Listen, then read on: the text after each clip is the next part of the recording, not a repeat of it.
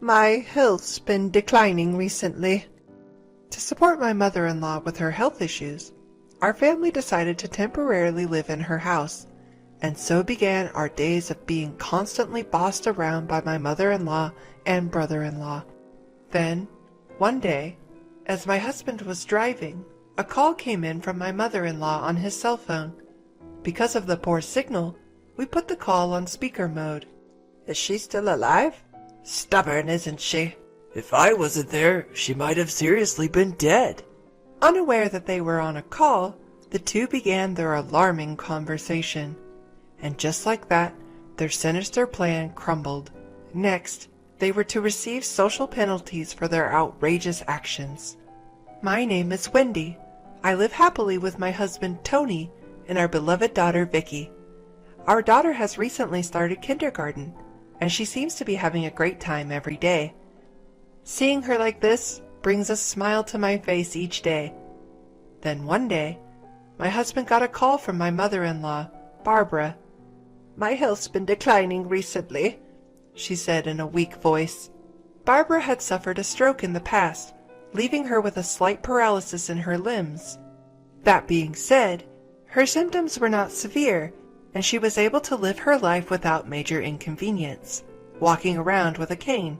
According to her, the after effects of the stroke seemed to be causing her pain. It's hard to live like this. I'm not getting any younger, and if something were to happen, I might not be as lucky as your father was, Barbara continued nervously. What about we all live at your place until your health stabilizes? Catching me off guard. What about your brother, Matt? As far as I knew, Matt, Tony's brother, was living with my mother-in-law. But according to her, Matt was busy job hunting and she didn't feel secure with him alone. I was torn. To be honest, I didn't get along well with Barbara. She always had a lot to say, and I had experienced her being rather harsh towards me in the past. But it wasn't just me who had issues with my mother-in-law. My husband, Tony, didn't exactly have the best relationship with his mother either. Apparently, she had always favored Matt, the eldest son, while Tony was treated as if he were an afterthought.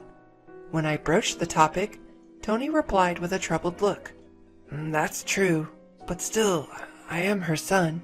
Indeed, this seemed like a sentiment typical of Tony, a man of strong responsibility. Out of respect for my husband, I agreed to the temporary move to my in-laws' house. Moving homes is a big deal. Fortunately, our home and the in-laws' home aren't too far apart. Our daughter Vicky probably won't even need to change her kindergarten. Also, Vicky herself seems fairly excited about the idea.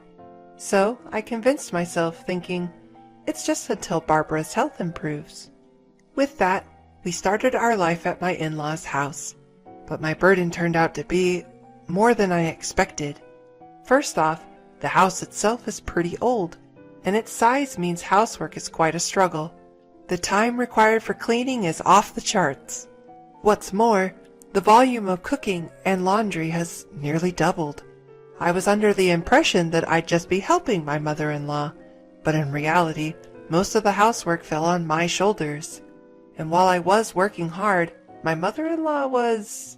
Vicky, darling, it's such a lovely day. Why don't we go shopping together? I want to come. And off she'd go, enthusiastically spending time with her granddaughter. And then, you see, that painting of Matt's won a gold medal. Oh, really? That's interesting. Hey, are you really listening? This is the amazing part. She'd ramble on endlessly about trivial past achievements of her favorite son, all while munching on snacks. To be honest, it was seriously annoying. She seems to be in great shape. How is she in poor health? I eyed my mother-in-law with suspicion.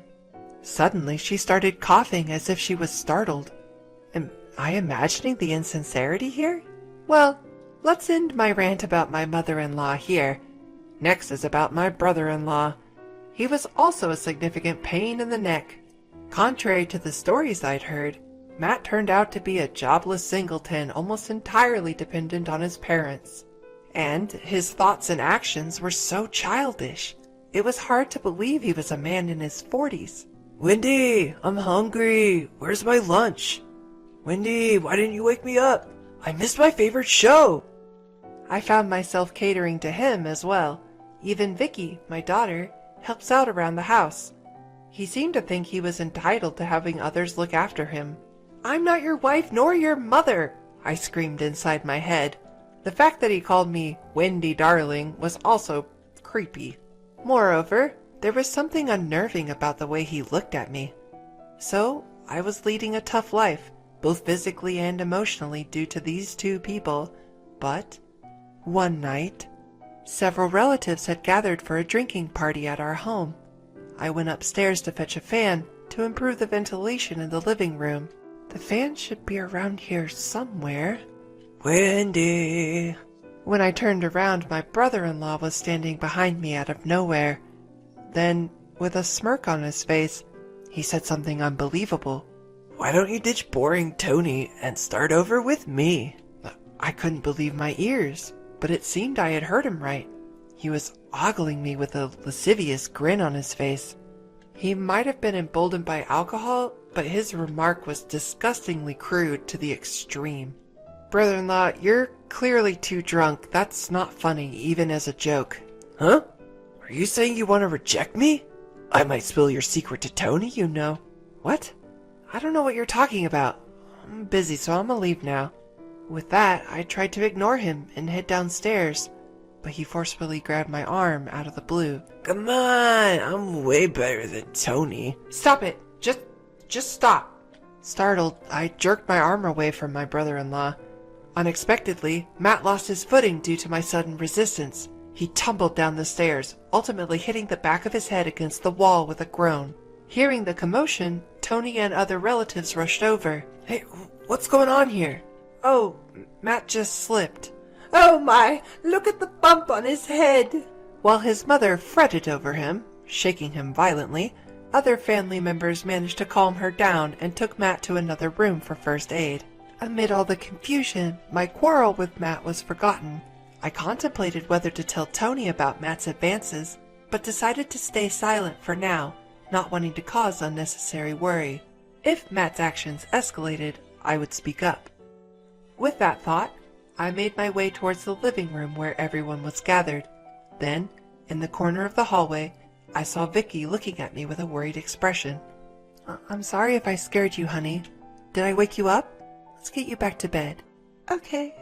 Something about Vicky's demeanor felt off. But it was late and I didn't question further, taking her to her room to put her back to bed. Life remained difficult due to my mother-in-law and Matt. Every day, I was forced to entertain my mother-in-law's uninteresting chatter and attend to my immature brother-in-law's needs. I felt like running away. However, Matt hadn't made any more advances since that incident. It seemed he had learned his lesson after my strong rebuff. With that, I felt a bit relieved and carried on with my life at my in-laws. But then, on a particular day, another unexpected incident befell me. I was having lunch with my mother-in-law as usual, when I suddenly felt dizzy after eating some tomato soup. Next, I was hit with intense nausea and difficulty breathing. I recognized this sensation. Yes, it was anaphylactic shock, an allergic reaction. I have a severe allergy to peanuts, and if I consume even a single one, I can have breathing difficulties. Luckily, my brother-in-law was home so we could quickly call an ambulance. Seeing me in distress, he rushed to pull out his smartphone, his fingers seeming to falter. It looked as though he had become too flustered to remember the number. When I managed to gasp out, 911, he finally started pressing the buttons on his phone. Despite some fumbling, he managed to call an ambulance, and I was rushed to the hospital where my life was saved. Lying in the hospital bed, I thanked my brother-in-law. "Thank you, brother." Oh, thank you so much. You saved Wendy's life. Tony cried, tears in his eyes as he grasped his brother's hand. Taken aback, my brother-in-law replied, a bit bashfully, Well, I just did what any person would do. Although I was annoyed to admit it, even such a despicable person can be useful at times. I had to admit, I saw him in a slightly different light after that. But, as much as I felt gratitude towards my brother-in-law, something else was bothering me. Why had I had an allergic reaction? Afterward, I stayed in the hospital for observation for 1 day. The next day, I was discharged without any complications and got into the car that Tony was driving to return to my in-laws' house. In the car, my daughter Vicky asked with concern, "Are you okay, Mom?" "Yes, I'm fine now. I'm sorry for worrying you." I thought my heart was going to stop when I heard you had been taken to the hospital. I was careful with those ingredients, though," I said, tilting my head. Just then, Tony's phone rang. Oh, it's Mom. Because he was driving, he quickly switched to speakerphone. However, it seemed like there was a problem with the connection, and we couldn't hear what she was saying clearly. Hello? That's strange. After a few seconds, we finally entered a stable call mode, but it seemed my mother-in-law hadn't noticed. She spoke to my brother-in-law Matt with a troubled voice. Seems the call got cut off. Can't Tony even answer the phone properly? He's really useless. Their conversation made our faces go pale. And she's still alive? She's really stubborn, isn't she? Mom, you shouldn't be saying things like that. If I hadn't been there, she might have really died. Doesn't matter. It's just karma for hurting my precious Matt. Oh! Well, I did think it served her right. So, what are we going to do about Wendy? Yeah, I'll try to win her over again. I think I can make it work this time. I mean, she probably fell for me again after this incident. After all, I'm her lifesaver, aren't I? Unaware that they were being heard, they continued their alarming conversation. Meanwhile, Tony and I were left speechless, exchanging glances. Later, we arrived at my in-laws' house later than scheduled. You sure took your time. Tony, you should have answered the phone. I wanted you to get something on your way back. They greeted us as if nothing had happened. On the other hand, Tony and I had stern looks on our faces. Well, we had to stop by the police station. Police station? Did you lose something? Vicky, your dad and I need to have a serious talk. Can you go to your room for a bit? Sure. As our daughter headed for her room, I thrust Tony's phone towards my in-laws. Then I replayed their conversation that had been recorded. As a matter of fact, I had quickly set Tony's phone to record mode at the time. Upon hearing this, my in-laws' face turned pale with shock. What? How did you... I continued glaring at the two who wore guilty expressions. What in the world is going on here? Well, that was just a joke. Sort of a small payback for you rejecting Matt. Stop it, Mom. Don't mention... My brother-in-law stammers, trying to stop his mother from digging herself deeper, but it was already too late. What? She rejected Matt? What's this about? As I explained to my husband, his normally gentle face transformed into something monstrous. Then he furiously started questioning his mother and brother. Before his onslaught, they confessed everything. It turned out that my mother-in-law was attempting to set me up with Matt. Worse still, he seemed to be on board with the plan. So, she had feigned illness to lure me to their house. The idea of trying to turn her daughter-in-law into her son's fiancé was so outlandish, I was chilled to my bones. The reason for this bizarre plan? They felt sorry for Matt, being single despite being the older brother. Their lack of empathy was so astounding, I could hardly believe they were human. Needless to say, their selfish scheme did not pan out, and Matt ended up tumbling down the stairs in a pitiful fashion. As I remembered the events, I shuddered. At the same time, something my brother-in-law had said stuck in my mind. What secret about me were you using as a threat? With a side glance at my husband, he grudgingly replied, It was about that $50K you were hiding. It appeared he was after my personal wealth as well, but he was way off the mark. He and my mother-in-law assumed that I was secretly earning money through stock trading or foreign exchange, but in reality, the money was from my hobby of writing, which I'd been doing for some time. In other words, it was a savings account approved by my husband, not some hidden wealth. He's always told me, That money is something you earned with your own hard work, Wendy. You can use it whenever you think it's necessary. Apparently, my brother-in-law had seen my bank book by chance when he visited our house and told his mother about it. "Why not make her your wife then?" she had suggested. Indeed, it's quite a horror story. Anyway, the plot between the two of them was quickly thwarted. As for my mother-in-law, it seems she was in revenge mode because I not only rejected Matt's advances, but also caused him to get injured. So, she conspired with Matt to mix peanut powder into my lunch. She probably thought that they could retrieve the $50,000 later, but seeing me suffering more than he expected, Matt became frightened and hurriedly called an ambulance. By the way, it seems my mother-in-law had been trying to get the passcode for the bank account from Vicky all this time. Of course, there was no way my daughter would know the number, so it was a wasted effort, but she seemed to be filling my daughter's head with nonsense like, "Mommy is doing something wrong to make money. Grandma will take care of it. Oh, don't tell Mommy about this. If you do, she might get arrested by the police." That day, the mystery of my daughter's strange behavior towards me was finally solved. What were you thinking? Scaring your own grandchild like that? Aren't you ashamed of trying to steal your younger brother's wife? I always thought you were a fool, but I never expected this. As Tony voiced his anger and disbelief, his fists trembling, Matt, perhaps feeling his pride hurt, retorted, Hey, don't get cheeky just because you're my younger brother. I'm way more handsome than you. If I had met Wendy before you did, she would have definitely married me. This further fueled Tony's anger, but there was someone even angrier than my husband. Yes, that was me. You have got to be kidding. Tony is a decent human being unlike you. There's no way I would marry a deluded jerk like you, even if hell freezes over. You middle-aged narcissist. Grow up and stop adding darling to my name. Before I knew it, I was shouting every insult I could think of. Matt seemed to shrink under my intense glare and harsh words. Regaining my composure, I cleared my throat and told them in a calm voice, Anyway, your actions have crossed the line. I almost died, so I will be filing a criminal complaint for assault. Please pay the damages. I consulted at the local police station earlier. They advised me to discuss this with you first since we're family, but I have no intention of doing that now. No way. You're going to sue us?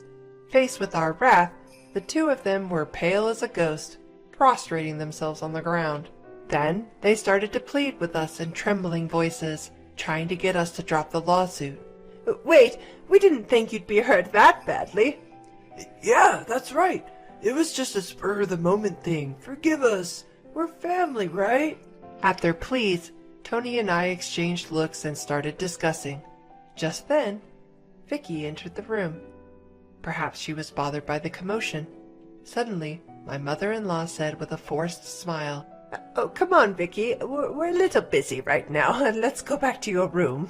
At that moment, I hastily called out to my daughter, "Did you by chance tell your grandma about Mommy's peanut allergy?" "Yes, she told me to tell her about you, so I said that even one peanut would make it impossible for you to breathe, and you'd die." As I gently stroked my daughter's head, I then sent a cold glare at the two of them. There's no room for sympathy here. Accept your social sanctions quietly. And so, the two of them, cast aside by me, were stunned and fell apart on the spot. Later, we hired a lawyer and formally charged my mother and brother-in-law with assault. Because it was a family dispute, they didn't end up in prison, but they had to pay about 13 grand for my medical expenses, compensation, and the like. Naturally, neither of them had any savings to cover this, having led such a dissolute life. In the end, they reluctantly sold their family home for cash and made the payment. And as for the two of them now without a home, oh, it's going to be a little cramped in that house if all 5 of us are going to live there. Tony, when are we gonna do the extension and remodeling? Unbelievably, they seemed fully prepared to live in our house. These people are truly hopeless. Of course, such a ridiculous proposal wouldn't stand a chance. What kind of nonsense are you spouting? Talk in your sleep when you're asleep. It was probably an explosion of pent-up frustration. The two of them, vehemently rejected by us, hastily left the scene. We heard that they later rented a room in a rundown apartment. They are said to be living a tough life, surviving on the wages my brother-in-law earns from his part-time job. On the other hand, we had returned to our own home for the first time in half a year. Such a peaceful atmosphere. I breathed a sigh of relief. I'm sorry. It's my fault for deciding to live together. I should have thought more about it. Don't worry about it. It's your seriousness that I like. That's why I married you. Yes, my husband Tony often gets the short end of the stick due to his serious nature. But that's why... No, precisely because of that. I respect him. I continued speaking to my dejected husband. You looked brave and cool when you punched Matt. Violence isn't good, though. Hearing that, my husband chuckled sheepishly. Then, as he was holding our daughter, he said, That's right. How about we all go out for some fun next week? Vicky, where do you want to go? The zoo! Watching my daughter laugh with excitement, I savored the happiness, and I made a vow to continue saving that money for my daughter's future. I promise.